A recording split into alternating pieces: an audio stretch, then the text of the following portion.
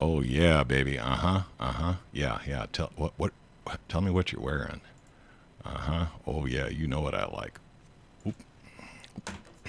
Good evening. I'm Gary Hendershot, and it's Monday evening, a little bit after 9 o'clock p.m. on the East Coast, and you're tuned into Wide Awake News. And in case you didn't catch the opening gag, seems that the fellows at the NSA, or whoever our watchdog agency of the week is so enthusiastic about their eavesdropping on everything you do that they have been caught passing around amongst themselves for their own personal private amusement recordings of, shall we say, intimate conversations of our men in arms.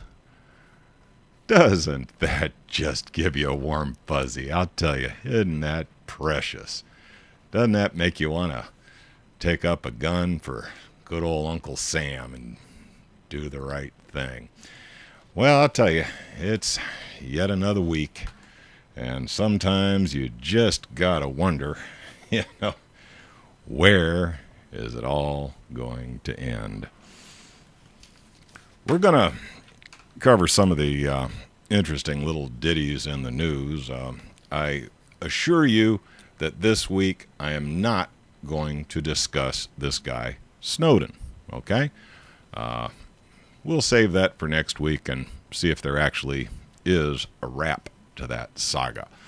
But to be honest with you, that one's just been getting way too much press for its level of importance.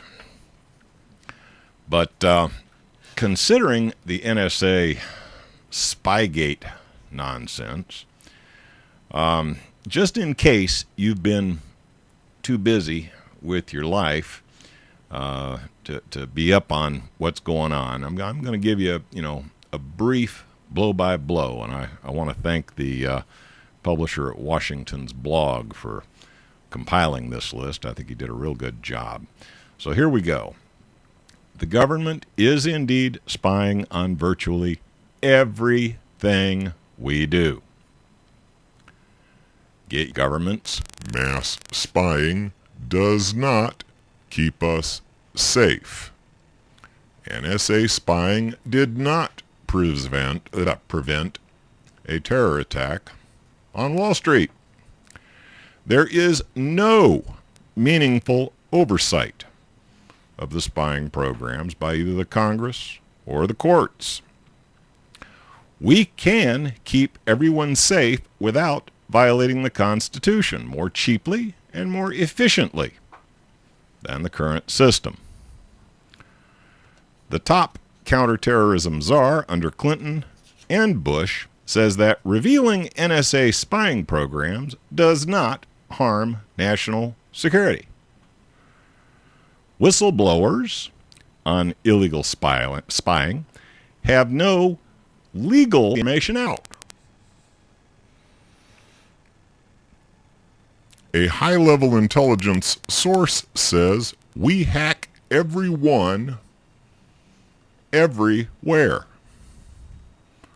Some people make a lot of money off mass spying.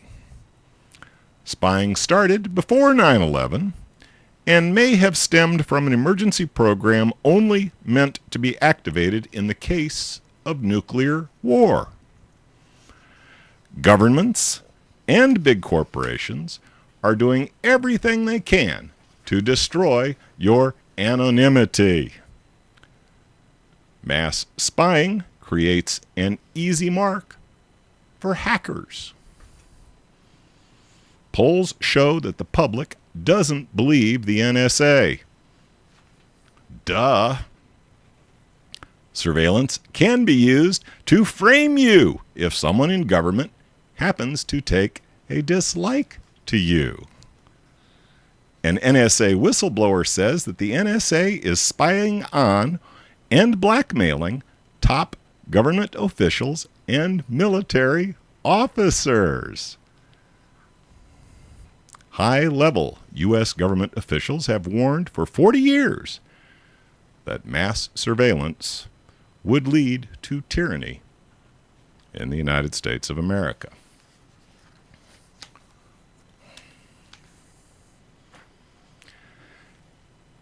You got to assume that the only reason this stuff goes on is because somebody, number one, is making a hell of a lot of money off of it, and number two, somebody is using it to either advance or protect their position. You're told all the time that, well, gee, if you ain't got nothing to hide, why should you be so afraid of the government snooping on your stuff? Well, what is it now? You be looking like a terrorist? Is that why you don't want us snooping in your email? You be looking like a terrorist? Is that why you don't want us listening to your phone calls? What is it? What you got to hide? And yet, when confronted with that same logic, saying, all right, fess up. What have you guys been doing? To who? And why? Well, then all of a sudden, it becomes a matter of national security. It's cloaked in secrecy. What do you think? We'll open the phone lines tonight. Anybody who I might offend with any of my tirades, anybody who may have a counterpoint they would like to offer, is welcome to call. The number is 877-342-6673. Always happy to entertain a different point of view. I suspect there's a lot of points of view, particularly on this spying nonsense. I've had people in my family look at me and say, oh, I got nothing to hide. I ain't worried about it. Well, they can snoop on my stuff. And even I've sat and thought about, how I pity the poor guy over at the NSA who got assigned me as a case. That poor guy, he's going to be bored stiff. What do you think? Do you have an opinion? Moving right along, more information keeps coming out about this journalist that was killed in what has been described as an automobile accident. Now, the fellow's name is Michael Hastings. He's probably best known as being a investigative reporter for Rolling Stone, as well as a number of other publications. And, this guy is kind of a Democrat apologist, okay? I mean, he's typically been a supporter of the Democratic Party and Democratic positions. He is kind of a liberal, progressive kind of guy.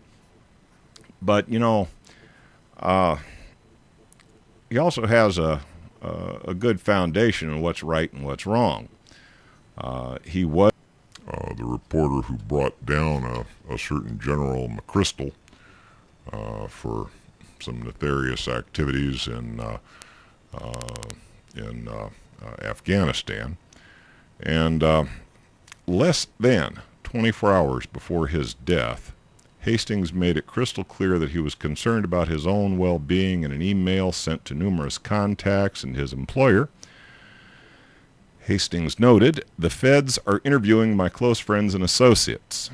He also said that if authorities show up, it may be wise to lawyer up, get counsel before any conversation or interviews about our news-gathering practices. We're going to talk a little bit more about these and other interesting issues as soon as we come back from our first important commercial announcements of the evening. Stand by. And we're back from that very important commercial announcement. Do have a caller, Richard from Washington State, and I'll bring him in right after I finish my little ditty on on Michael Hastings. Michael Hastings said in an interview, "I think the only recourse to this kind of behavior by the government is to say back to the government, 'We declare war on you.' And from this point forward, we should no longer, the media as a whole, cooperate in any manner with the government." He continued, "We should withdraw all our cooperation, and we should publish everything we know, because it's a free press. It's not a free except for when the government tells me to do it press. And we've been way too easygoing with these guys." What do you think? Could an attitude like that maybe make you a target? Could be. One just never knows. Now, on to our... I've got Richard from Washington State in the queue. How you doing tonight, Richard?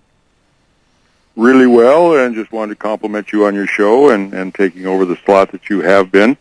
Oh, it's my pleasure. And to bring into the matrix possibly the IRS chief that stood on the fifth because he had nothing to hide. Absolutely, nothing to hide, right? And the lady, I forget her name, but the one that made the 15-minute statement about how she didn't do nothing wrong and then took the fifth. I understand that the Congress has decided that she gave up the fifth when she made her statement. So I don't know. They may want to talk to her again. Of course, she'll probably say no. I'll probably call it executive privilege or whatever. But yeah, what do they got to hide? And who are they working for? I mean, they're supposed to be doing our business, and we can't even figure out what they're doing because they got nothing to hide unless we ask them what they're doing.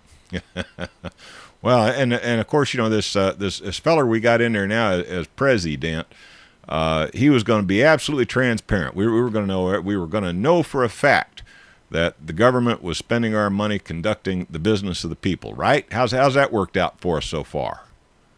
Well, we didn't understand what transparency meant. This is the newspeak of George Orwell's 1984. Well, he's been perfectly transparent. Every chance he gets, he takes more and more and does it more illegally and does it to our detriment. I mean, he's totally dismantling America as we conceptualize it, even though it hasn't been in fact since probably the 1700s. But it's totally transparent. Nobody has a doubt about what he's doing.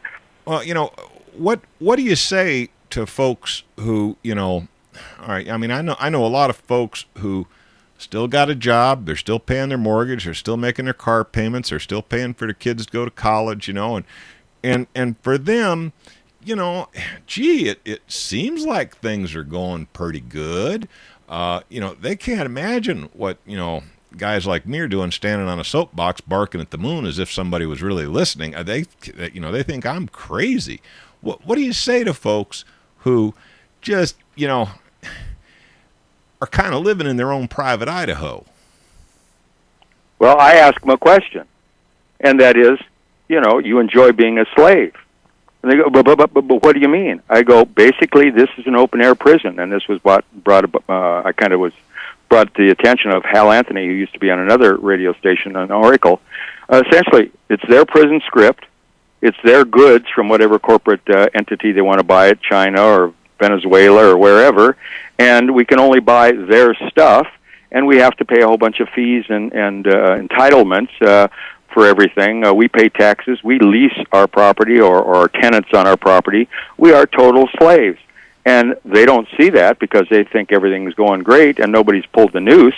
But as soon as somebody, the dog walks too far, that noose is going to get yanked, and then they're going to start whining.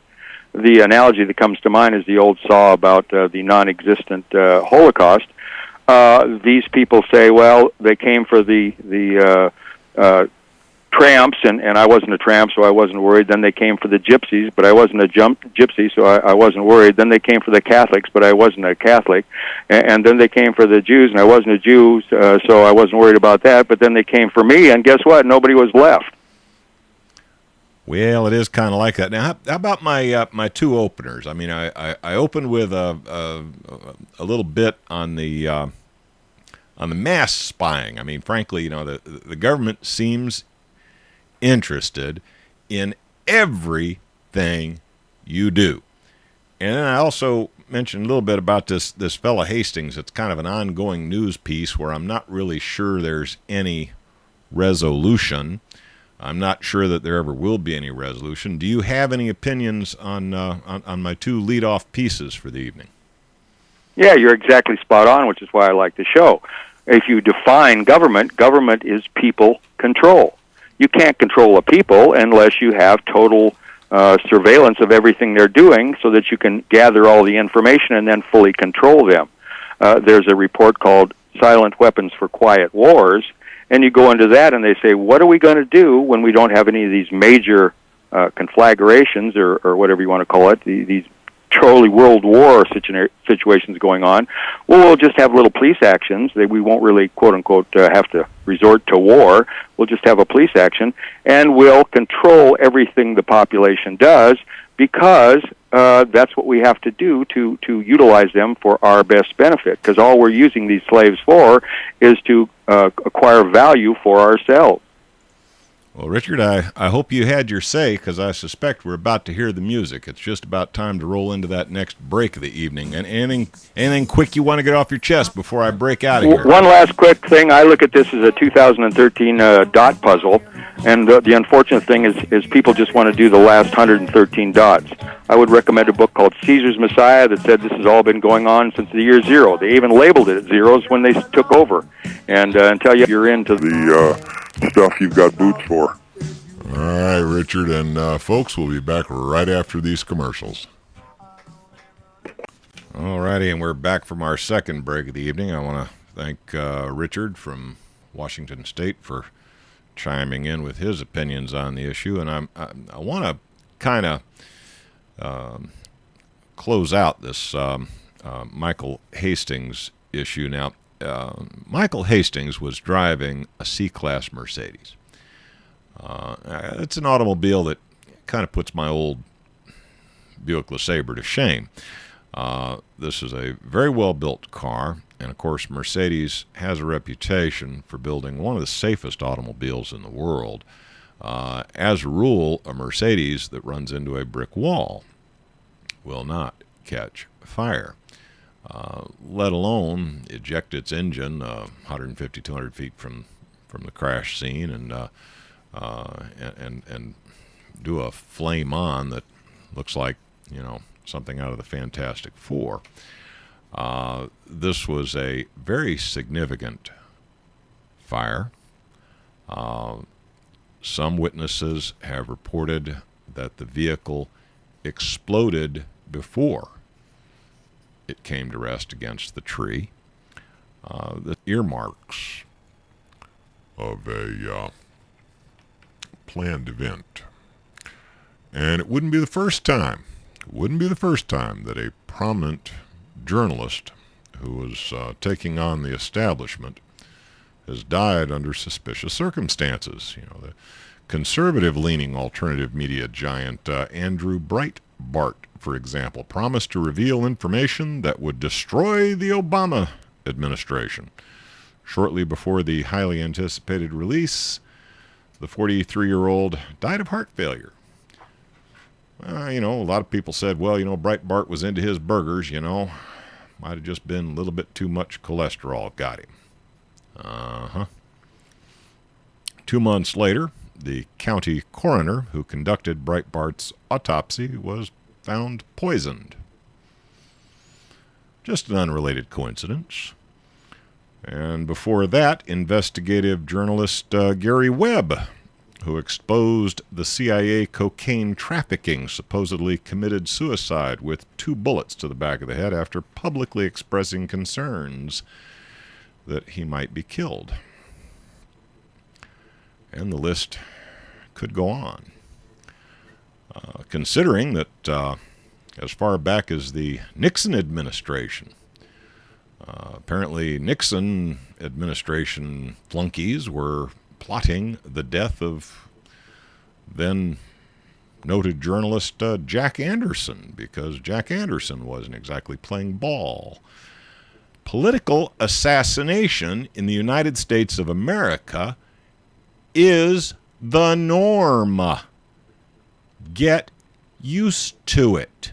The government currently holds a monopoly on the use of violence, and they use it routinely to maintain control and to provide a chilling effect. If you were an investigative journalist, take a look at NSA, CIA misdeeds. If you were snooping around in government trying to find the dirt, and you found out that this guy Hastings was whacked for his activities, you think you might step back and think about your own activities a bit? You think that might throw a bucket of cold water on your investigative journalism? They don't need to kill us all. They just need to find a few high-profile targets, make it obvious, but provide plausible deniability, and the rest of the sheep get in line on the way to the slaughterhouse. And stop all that, hustling and bustling. They start marching to the music, because, they don't want to go out like Hastings. They'll just, wait their turn.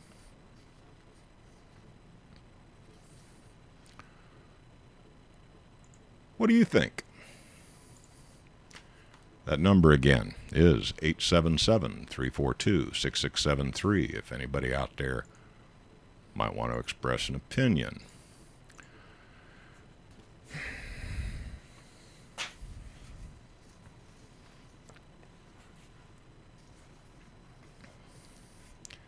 NAFTA. Remember NAFTA? That was some kind of treaty that was signed some years back that a lot of folks now are blaming for what Ross Perot called that giant sucking sound of all the jobs being sucked out of the United States. As funny looking as that little Texan was with his big ears and his charts and graphs, he's starting to seem like one of the most brilliant people ever offered to us as a potential president.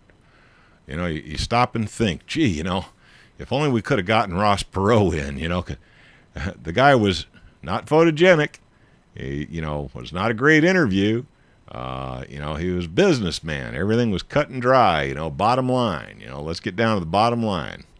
And all of his charts and graphs, put most people to sleep, and against the established political machine, he had no chance. But boy, looking back, how things might have changed if we'd gotten old Ross Perot in there at the time when he was willing to take on the job. Well, there's a new thing coming along that some say will probably even be worse than NAFTA. Just what is TPP? TPP. Take power from the people. Actually, it's the Trans-Pacific Partnership. Trans-Pacific Partnership. And I tell you, you might want to do a little bit of reading up on this one. I found an interesting article that I'm going to quote some from an outfit called labornotes.org. These guys are, I think, pro-union type operation, and their take on it is, they're taking our jobs. You remember that South Park episode? They got our jobs. But, this is serious. The Trans-Pacific Partnership has been under hush-hush negotiations since 2008. The negotiations include the United States, Australia, Brunei,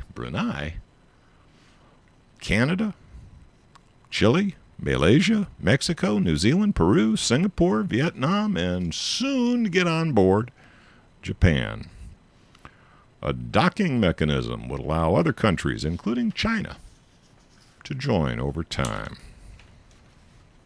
The contents have not been made public, but are known to the 600 corporate advisors helping to write it, such as Chevron, Halliburton, Walmart, Ford, GE, AT&T, Cargill, Pfizer, and the Semiconductor Industry Association. Some information has come to light through leaks. Like most trade agreements, the TPP is mostly not about trade, but about giving corporations more rights to interfere with local laws. Now, just say you were one of those folks up in Pennsylvania who turned on their kitchen faucet one night to get themselves a drink of water, smelled something funny coming out of the faucet, took your lighter and struck it, and the water coming out of your faucet started on fire. And of course, you went down to your county commissioner and started raising hell, saying, "What the hell? What's going on here?" You come to find out that it's the fracking going on in your area that has contaminated your well. Okay, now you go to the city council and you say, "Look, there's obviously something wrong in this area. If you frack in this area, it contaminates the groundwater, and everybody's well becomes unusable, and that ain't right." Okay, so in this area in particular, we are going to forbid fracking. But under TPP, Halliburton and Chevron and fracking in your backyard could sue the county government for taking away their future profits. We'll be back right after these important commercial messages to continue that discussion. Alrighty, and we've made it back from I think that's the last break of the evening. Now, I do want you folks to show those advertisers a little love. I know you sometimes figure it's terrible imposition to have them interrupting the show, but hey, without them, we got no show. So show those advertisers some love, damn it. All right, getting back to our story about the TPP, and this is one you're going to want to do a little bit of studying on, the Trans-Pacific Partnership. You're going to want to look into this, find out what some of the dirt is on this particular issue. Bottom line is, it's a corporate welfare treaty, okay? It is to support large global corporations at the expense of local laws.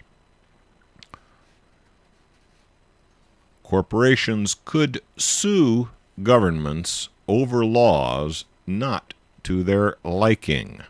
They are already doing so under existing trade agreements, but TPP would vastly expand the number of corporations and countries involved. For example, Australia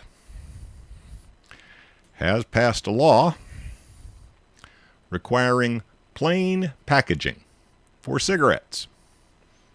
Look, they didn't ban cigarettes. They're a civilized nation. They figure, okay, if people really, really, really want to smoke cigarettes, they got no business banning cigarettes. But you ain't going to see no images of Joe Camel, and you ain't going to see it, fancied and frillied in Madison Avenue, all right? I mean, it's going to be in a plain brown wrapper. You want your smokes? You buy them in a plain brown wrapper. Well, Philip Morris is now suing the government of Australia right now for damage to their corporate image and potential lost sales. Such a thing could become common. Okay? After the Fukushima disaster, Germany enacted a moratorium on nuclear power. A Swedish energy company is now suing the German government. Bechtel sued Bolivia for undoing the privatization of its water supply. Yeah. So basically what this treaty does, And this is a treaty. This is an international trade agreement. What it does is empower corporations to use the treaty in negotiations with local governments who may be inclined to resist some of what these corporations would like to do. How about environmental issues? Right now the United States has got all kinds of environmental controls on their automobiles. Well, India's got a thriving automobile industry, kind of up and coming. Suppose they decided to sue us because, our EPA legislation with all the various emission controls on our automobiles kind of excludes India's automotive industry from being able to sell their cars here. Now, yeah, they may belch smoke and fumes, but under a trade agreement like this, we may have to accept those automobiles into our market or be sued for trying to keep them out. Under TPP, the federal government, whether the case pertained to a federal, state, or local law, and the federal government is expected to be able to impose whatever ruling comes down on whatever state or local government might have actually infringed upon the corporation's interest. TPP would give international firms equal access to federal government contracts. We could wind up with China building F-35s. Of course, they already are building a copy that apparently is superior to the original. TPP would include aggressive intellectual property rules to protect big pharma. No more cheap Canadian knockoff drugs. The U.S. Department of Energy has the authority to regulate exports of natural gas, but not to countries. Let me read that again. The U.S. Department of Energy has the authority to regulate exports of natural gas, but not to countries that have free trade agreements with the U.S. TPP would mean stepped-up natural gas exports without review to countries like Japan, the world's largest importer of natural gas. We don't need that natural gas here. We're buying natural gas from the Russians and turning around and selling our own natural gas at discount prices to other nations. Never could really figure that one out. Needless to say, another acronym for you to become aware of. TPP, Trans-Pacific Partnership. You're going to want to do a little reading. Going to want to do a little studying up on that one. Find out how it might impact you. And as always, make up your own damn mind.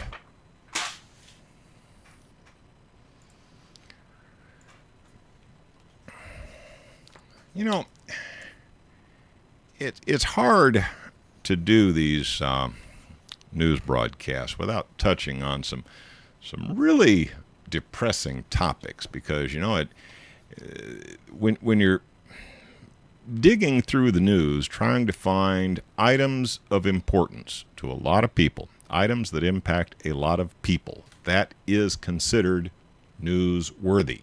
If it impacts a lot of people, it's newsworthy. and then find things that, are underreported by what is commonly referred to as the mainstream media, but in reality, it's the bought and paid for corporate media. When you go looking for these little nuggets to put together a commentary on, unfortunately, most of them are pretty much bad news. I mean, there's not very much of it that I would, get a laugh out of. But I did find an interesting article on Activist Post, activistpost.com, written by Julian Rose. It was just published today, hot off the presses, July 8th, 2013. And while it's not one of those, belly laugh type articles, it is an article that offers a glimmer of hope. And it's one that I hope many of you will have an opportunity to check out and take a look at in depth. But the article starts out, if we are strictly honest with ourselves, we can see that despite our rantings and ravings against the ever more stark injustices dished out by the status quo, it is we who provide it with the fuel that keeps us repressed and in servitude. That's a very compelling argument. I stop and think about it. I live in a little middle-class brick home in a neighborhood full of little middle-class brick homes. My air conditioning is running right now in the middle of the summer, keeping me at a nice, even 77-degree temperature. My lights are burning. My computers are running. I'm consuming more electricity in this brief period that I'm broadcasting than a lot of folks in Africa might consume in their lifetime. Yes, I may be a slave. Yes, I may be in a form of prison, but it is a gilded cage. I mean, I'm comfortable. The temperature is nice. I've got cold beer in the fridge. I'm totally wired in to this matrix, as are most of you. This is no longer the 1830s or the 1840s where, if I looked around and I said, wow, this city life is really getting me down. I think I'm going to get me a mule and a Henry rifle and go off up into the mountains and become a mountain man and trap for my living. Maybe I'll come into town once a year to trade for some tobacco and coffee and sugar and provisions I need, and then head back to the hills. That there is no longer wild spaces available for those who would like to disengage from the system currently in place. So what does one do? How does one do their best, at least, to stop providing fuel for the engine of oppression? It ain't easy. Think about it. What do you think would happen if next April 15th you just told the tax man, nope, I don't think so. I don't want to play this game anymore. How do you think that would work out for you? Are you really free? I want to thank everybody for tuning in, watching me do this live on Justin TV or listening on Wrench. We have come to the end of tonight's broadcast. Please do stay tuned. Jeff Rentz is coming up next. Thank you kindly. You betcha. We'll see you next Monday. Good night, all.